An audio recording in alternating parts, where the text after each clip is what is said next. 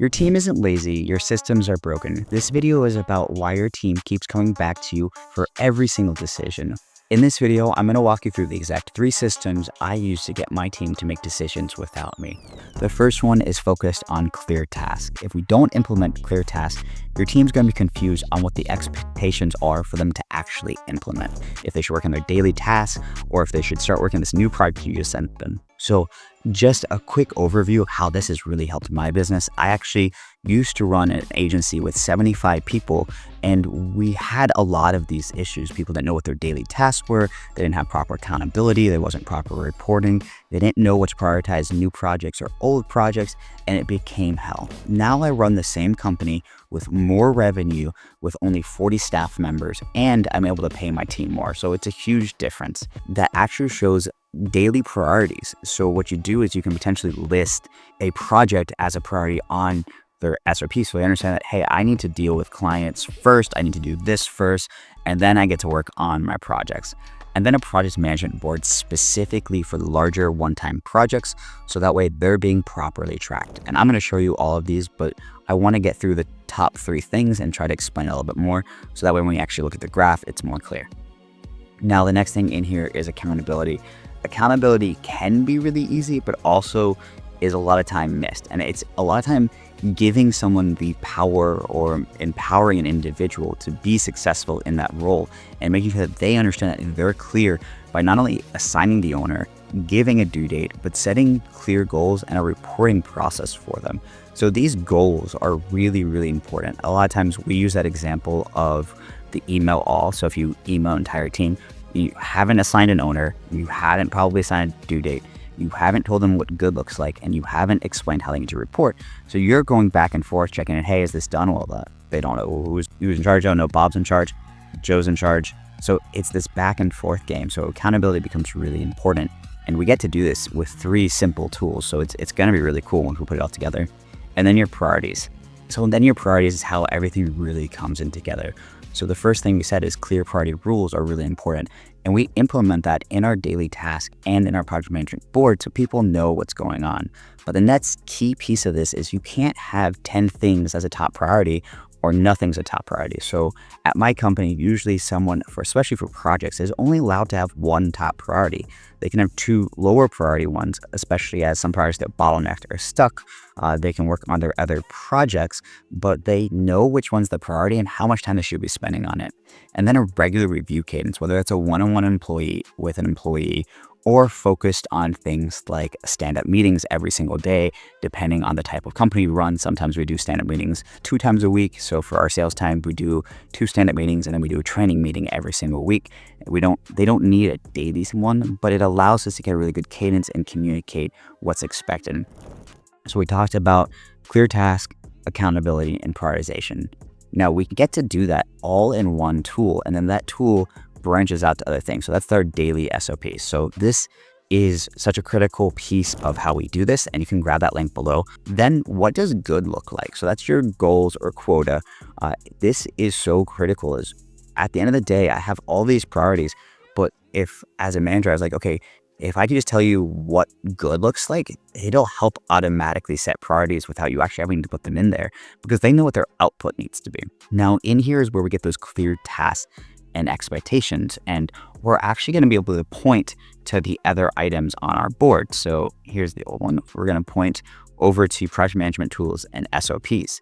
So on this daily task, each kind of daily task could be linked to standard operating procedure for that task or a project board for that task. So that's what that looks like. And we'll go through those examples in a second.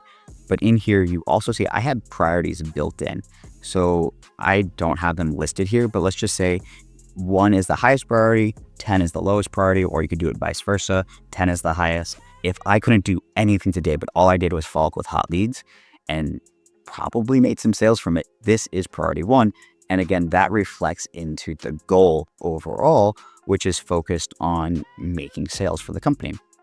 Now, another piece of what we do on this daily task is estimated time. So this coincides with priorities, is understanding how much time I should invest in an individual project. Now we have some other tools on here that I don't want to jump into too far, but how much how comfortable they are with the role as their skill set, and then individual notes. So you get to use this tool back and forth with your team, especially when you have new hires. You can go through in your one-on-one. You can have them send you a copy and put in notes. Hey, I wasn't able to get to this because I was focused on priority 1, or I wasn't able to get to this because we had a 4-hour training meeting today. So you're able to have those cadences. And then in here, I don't think I have it in this example, but you could have maybe weekly, they're doing project management or continuous improvement, whatever you want to call that. And you'll put that a priority and how much time you want them spending on that. And that's where they get to work on projects. So as I mentioned, each one of these tasks can link to an SOP. So I'm just gonna go ahead and link this for you guys, but we have clear tasks now, and we're making those tasks even clearer, but we're also including accountability and ownership in this daily SOP. And we're making these tasks crystal clear by going very deep into them. So in here, we have that clear task. This is who this task is approved by. So this, an example could be my entire sales team does follow-up calls with leads. And so if we had a process on follow-up calls, we'd probably have a standard operating procedure on what that looks like, what good looks like, maybe some scripts, maybe some procedures involved, maybe what they have to do afterwards. And we just clearly link to that. So when they're going through and you're training someone new, they'll come in here, they'll see it, they'll click on it. Ideally, you would have maybe a Loom video walking through. It really helps you set up this robust system where they have a lot of clarity. Because again, I just want to re-highlight, we have priorities, we have ownership, so this is who owns it, and then we have their goal right here. So everything is pre-built, and that they know that this is a priority 10, so they know they need to do this every single day. Now, where a lot of people miss is building in projects. And so that's what we want to go to next is you've gotten this standard operating procedure for your daily processes and things like that.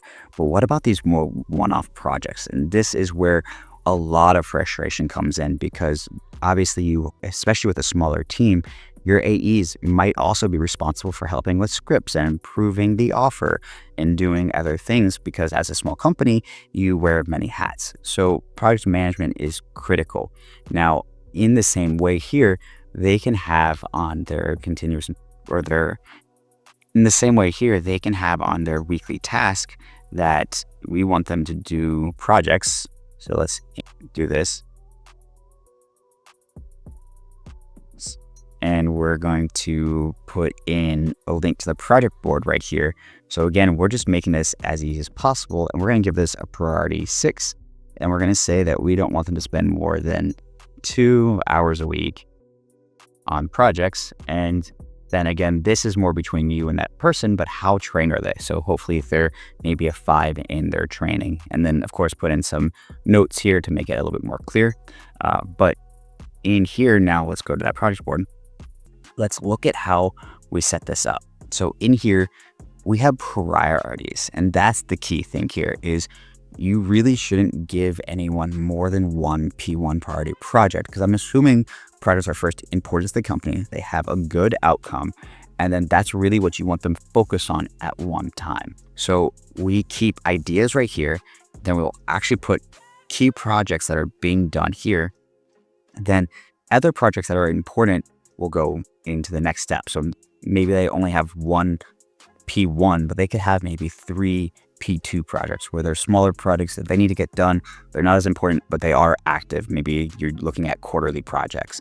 And then stuck is really critical in communication, because stuck is where things are bottlenecks. So you can put this as bottleneck to constraint, but maybe as a founder, I do become the constraint because I need to approve something, or I need to approve the budget, or we're waiting on an external vendor.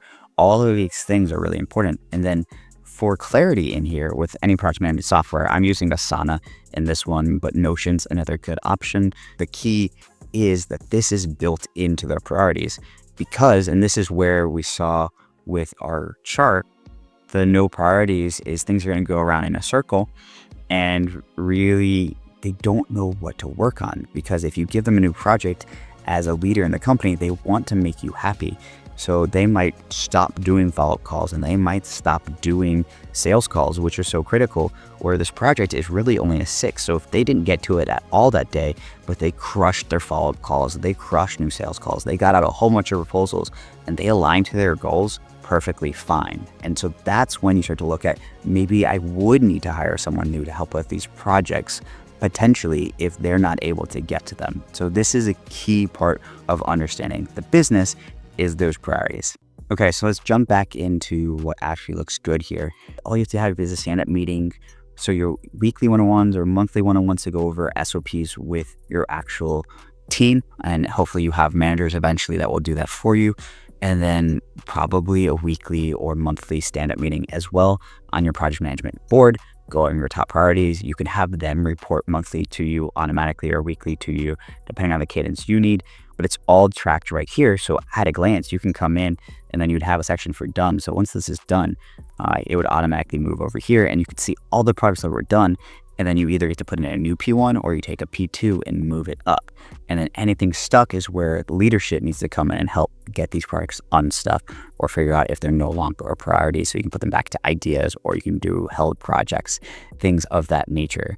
But it's really key on this project board that you don't have too many projects per individual. You can have hundreds of projects if you have hundreds of employees, but per individual, it needs to be probably no more than 1 P1 and no more than 3 P2s. And that really just helps clarify. And then you could have on your idea board up next. And so once they finish those, they can go to the next one unless something's stuck. So if all that makes sense, but that's really what that looks like. And then just things are getting done for you, which is just a beautiful, amazing thing. So that's what that looks like. And then really jumping into all of these tools. We covered the daily SOP, the task, and the priority SOP, the project management board. So the biggest thing here is, how do we put this all together? How does this replace the need to hire? And I'm sure you have a really good understanding of it at this point, but the biggest thing is it unlocks capacity. So before, when people were confused and didn't know what direction to work, they had a lot of capacity issues. So they're jumping back and forth, switching, asking for help, asking for guidance. And so now they're really dialed in. And as they get their skill sets higher, they become better and better at what they're doing. They're able to take on more.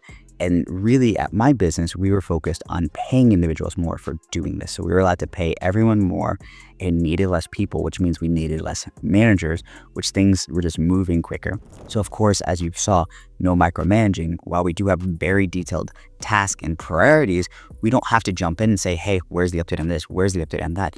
It's all kind of organized and built in, and they know what they're doing. So you can just get to a normal cadence of a monthly call and really understand, and then they'll check in if they're out of priorities and things like that. Of course, fewer meetings, you're able to reduce that workload. Work moves without you. They're not constantly asking for your help, especially if you build in that master AI system through all your SOPs, because we want to have a chat and get their answers really quickly. And then higher quality outcomes. So really focused on getting better outcomes for your team to grow the business. The transformation is simple. You don't need more people. You need systems that make people effective. Every task written, every commitment tracked, every priority ranked, every process documented. This is execution without chaos. Grab the free template below, and if you want a deeper support, check out the Founder Systems AI course and community. Thank you.